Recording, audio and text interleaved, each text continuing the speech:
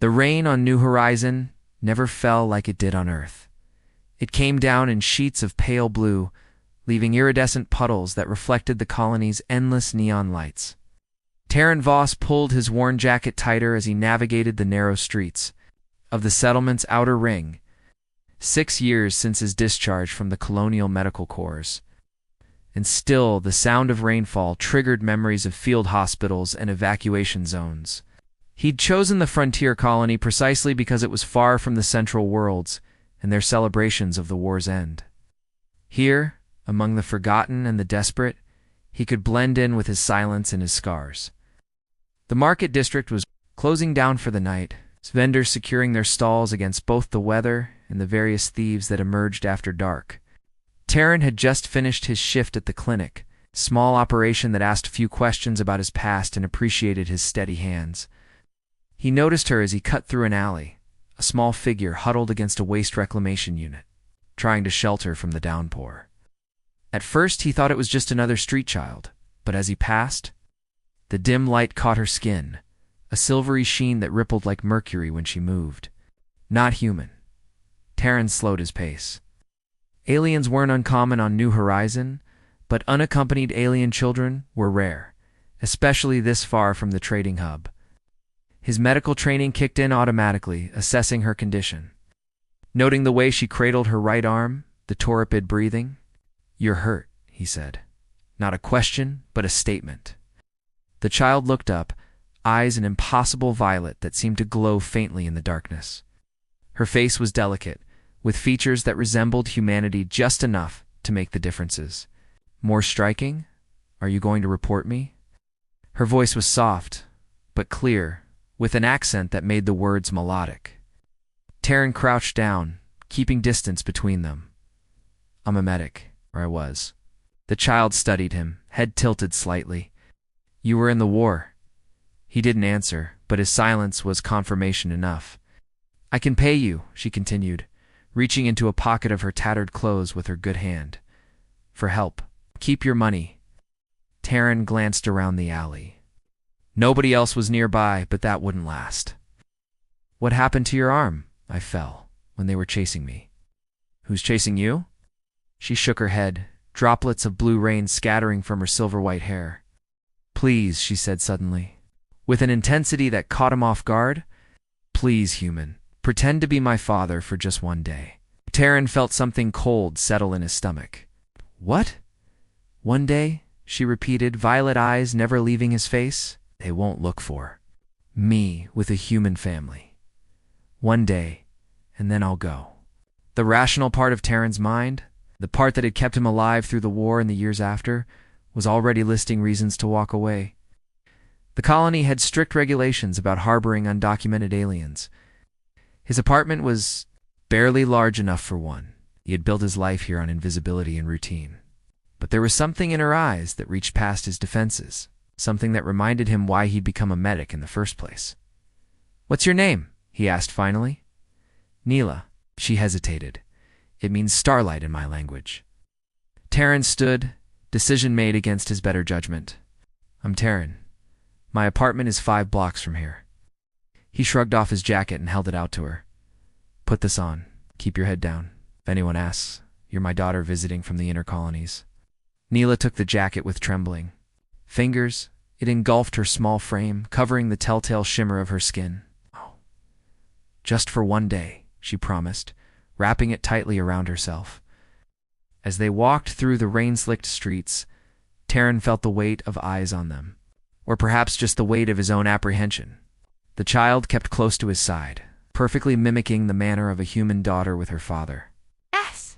Yet there was something in her movement that spoke of careful observation and practice. "You've done this before," he murmured as they waited for a street signal to change. Neela looked up at him, her expression unreadable beneath the hood of his jacket. "No," she said simply, "but I've watched humans for a long time."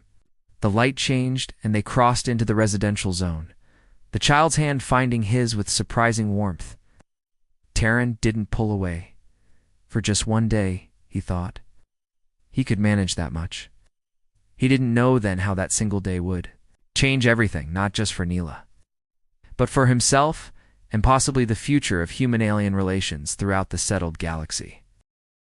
Terran's apartment was sparse and functional, a single room with a kitchenette, a narrow bed, and a small bathroom. Military habits died hard. Everything had its place. Nothing was excessive. Neela stood just inside the doorway, still wrapped. In his oversized jacket, taking in her surroundings with those unnervingly perceptive violet eyes. "Let me see your arm," Terran said, retrieving a medkit from beneath his sink. Neela hesitated before carefully removing the jacket. In the apartment's light, her silvery skin had an almost luminescent quality, with subtle patterns that shifted like currents beneath the surface. Her injured arm hung awkwardly at her side. "It's dislocated," Terran diagnosed after a gentle examination. "I can fix it, but it will hurt." "I understand pain," she said with a solemnity no child should possess. As Terran worked, he noticed markings along her shoulder, not natural patterns but deliberate scars. Recognition hit him like a physical. "Blow your Lumori," he whispered. Neela tensed under his hands. Yes, the Lumori. A peaceful, advanced civilization whose homeworld had been caught in the crossfire of humanity's expansion. Their planet, Lumer, had been rendered uninhabitable in what official reports called an unfortunate targeting error. Survivors were scattered across the galaxy, refugees without a home. Terran had treated Lumori casualties during the conflict. He'd seen firsthand the aftermath of what his people had done. "I thought," he hesitated. Reports said there were no Lumori children. "Who survived?" "There were few," Neela admitted. "I was born on an evacuation ship. My parents died when I was small." Her violet eyes fixed on him. "You were there, weren't you, when Lumer fell?" Terran nodded, unable to deny it. "I was a field medic." "Station 7. Did you help our people, or just yours?" The question cut straight through him. "Both," he said quietly. "As many as I could." Something in Neela's expression softened. "That's why I chose you. I can sense those who carry compassion." After resetting her shoulder and fashioning a sling, Terran prepared a simple meal. Ate cautiously, watching his every movement. "Tomorrow," she said between bites, "men will search for me. They've tracked me across 3 systems." "Why? What do they want with a Lumeri child?" Neela set down her spoon. "Because of what I know, what I remember." Before she could elaborate, a sharp knock at the door made them both freeze. Terran motioned for Neela to hide in the bathroom while he answered.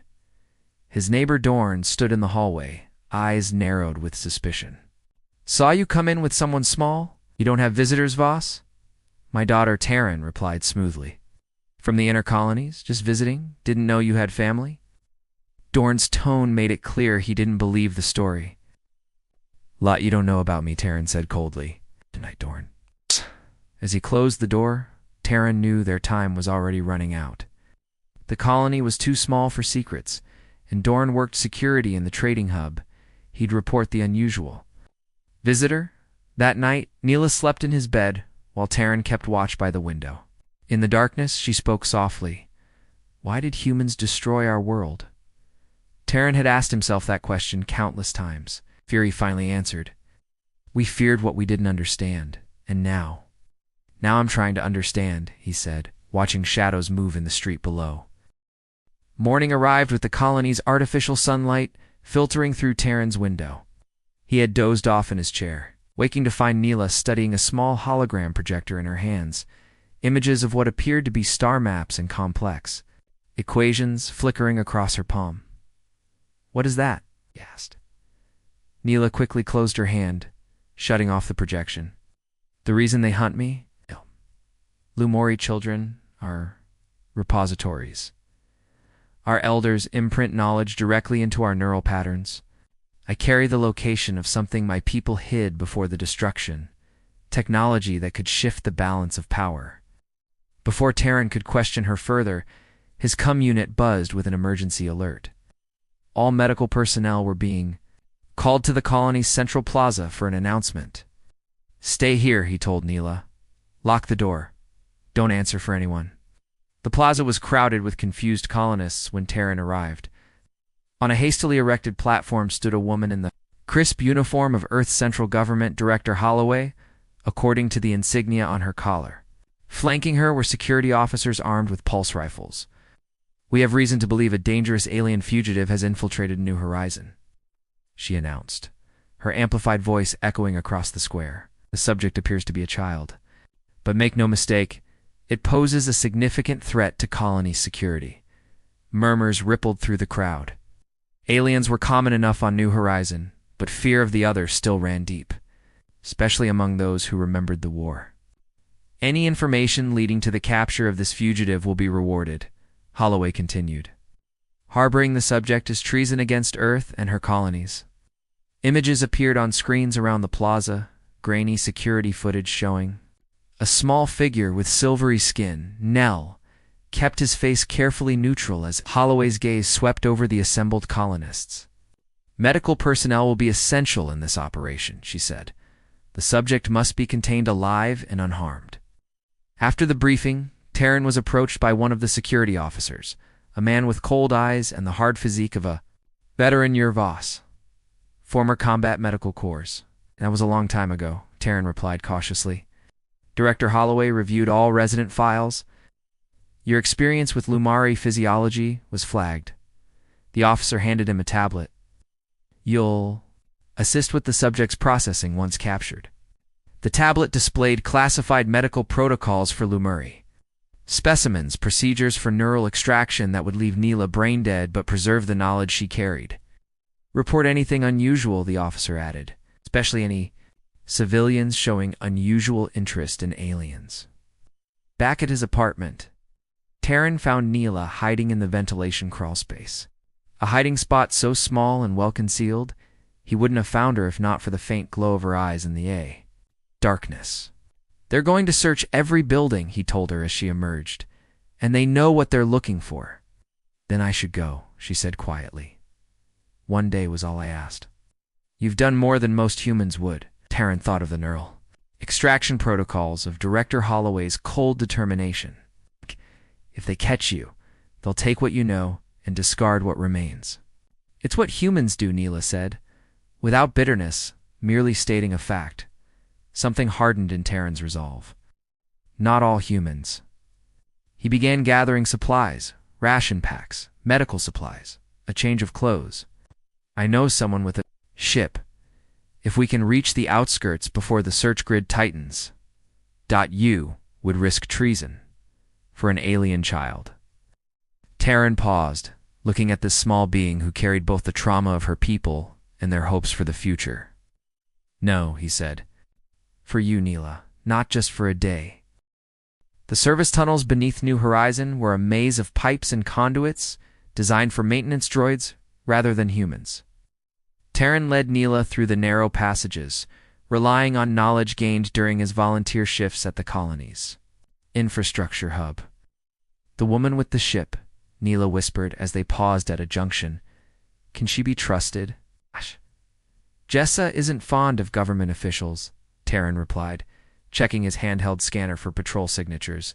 "She runs supply missions to the outer colonies, sometimes with cargo that isn't entirely documented." "A smuggler," Arn smiled slightly. "She prefers independent logistics specialists." They emerged from the tunnels at the edge of the landing field, where smaller vessels docked away from the main spaceport's scrutiny. Security patrols were visible in the distance, methodically searching each sector of the colony.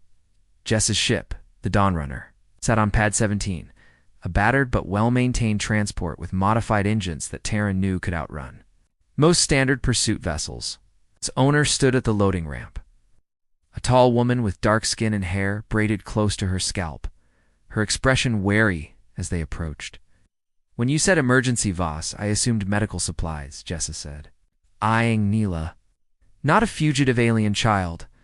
"I can pay," Nella spoke up, producing a small crystal from her pocket, a data storage device of Lumar design. Jess's eyes widened.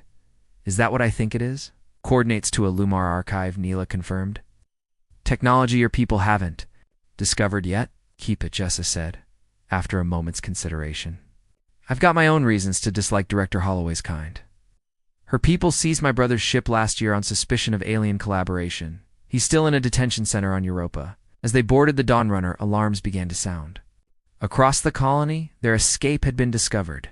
"Strap in," Jessa called from the cockpit. "This won't be a smooth departure." The ship lurched upward just as security vehicles converged on the landing pad. Through the viewport, Taryn saw Director Holloway emerge from one of the vehicles, her face a mask of cold fury as she watched their ascent. "They're scrambling interceptors," Jessa warned, her hands dancing across the controls. "Standard procedure is to disable engines and force a landing. Can we outrun them?" Taryn asked, securing Neela and the passenger restraints. "Not with standard tactics." Jessa flashed a grim smile. "Good thing I don't use standard tactics."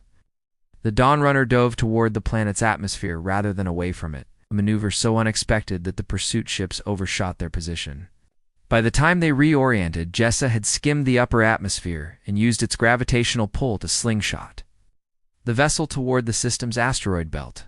"They won't follow us in there," she explained, as the belt's massive rocks came into view. "Too risky for military vessels." But the Dawnrunner can thread that needle. As they navigated the treacherous field, Neela moved to stand beside Taryn, her small hand finding his. "I never thought a human would risk so much for me." Taryn thought about everything he'd seen during the war, about the guilt he'd carried since. Maybe it's time humans started making different choices. The sanctuary moon of Helios was invisible to most navigation systems, a small, habitable satellite, orbiting a gas giant in unclaimed space. As the Dawnrunner descended through wisps of golden clouds, Taryn saw structures built into the moons. Rocky terrain seamlessly integrated with the natural landscape. "Welcome to Confluence," Jessa said as they landed on a platform carved from the mountainside. Probably the only place in the galaxy where humans and aliens live together without official oversight. They were greeted by a delegation that reflected the settlement's diversity. Humans alongside representatives from a dozen alien species, including an elderly Lumuri male whose silvery skin had faded to a pale gray. When he saw Neela, the elder's eyes widened in recognition. "A child of Lumur," he said in the melodic language of their people. Neela responded in the same tongue, a conversation that brought tears to the elder's eyes. He turned to Taryn with a formal bow. "You have done a great service in bringing her to us. She carries knowledge we thought lost." In the days that followed, Taryn learned the true nature of Confluence, not merely a refuge, but a deliberate experiment in coexistence. Founded by veterans and survivors from both sides of the conflict, it represented everything official policy discouraged: cooperation, cultural exchange, and healing. Neela thrived among her people, but each evening she sought Taryn out, sharing stories of her day and asking about his. Their initial arrangement, just one day, had evolved into something neither had anticipated. 1 month after their arrival, as they watched twin moons rise over the settlement, Neela asked the question Taryn had been expecting. "Will you go back? To your people?" Taryn considered the life he'd left behind, the solitary apartment, the ghosts of war, the carefully maintained invisibility. "I think," he said slowly, "that I've found my people here." The following morning, under the witness of both human and alien residents, Taryn formally petitioned to adopt Neela according to the traditions of Confluence. The ceremony was simple but profound, an acknowledgement that family transcended biology, that compassion could bridge even the widest gaps between species. As the elder placed their hands together and bound them with a cord woven from materials of both worlds, he spoke words that resonated beyond the gathered crowd. "What begins in kindness for one day can grow into love that lasts lifetimes." Neela looked up at Taryn, violet eyes bright, no longer pretending. She whispered. "No," Taryn agreed, feeling the weight of war's memories finally begin to lift. "This is real." In the years that followed, news of Confluence spread through whispered channels across the galaxy. Other refugees found their way there, humans disillusioned with Earth's policies, aliens seeking more than mere survival. The knowledge Neela carried eventually became the foundation for new technologies shared equally among all species, challenging the power structures that had led to war. And at the heart of this quiet revolution was the simple story of an alien, a child who had asked a human stranger to be her father for just one day, a day that stretched into forever, proving that the future could be written not by those who clung to fear, but by those brave enough to choose compassion instead. Retriclod can make mistakes. Please double-check responses.